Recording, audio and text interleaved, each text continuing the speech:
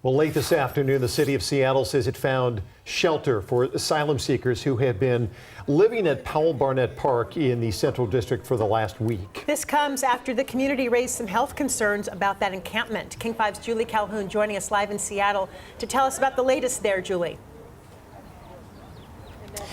Greg, Joyce, right now families are packed up and they're getting ready to leave right now, getting ready to load up onto this van. The city says 40 families, which is 185 people, are moving into a hotel tonight.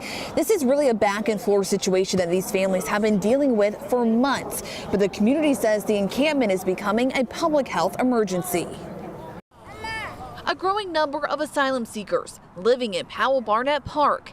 These women we spoke to have been living here a week to the day. Through a translator, one woman tells us every day they see a new family come, but they don't have the resources to help. All three women are from Venezuela, and all of them are mothers.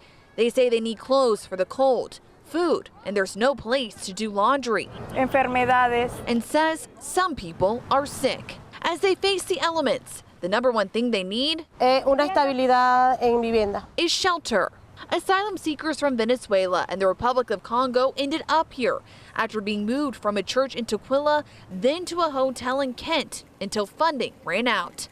Community members say there needs to be an emergency response. This is a cry out to the mayor's office and the city council to step up. This afternoon, neighbors and the grandchildren of the park's namesake, Powell Barnett, held a news conference. The people in this park cannot wait another week for nonprofits, local and state officials to respond. They're demanding action, saying the park has become unsanitary.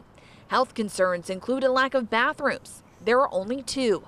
Neighbors want the city to provide resources like porta potties, portable sinks, and frequent garbage pickup. The park itself cannot suffer the biohazards of human waste, garbage, and lack of sanitation facilities another week. The time of passing the buck is over. The time to act is now.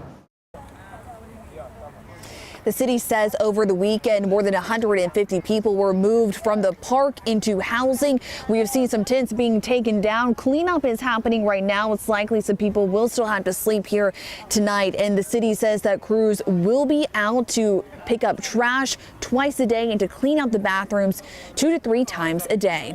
For now, live in Seattle, Julie Calhoun, King 5 News.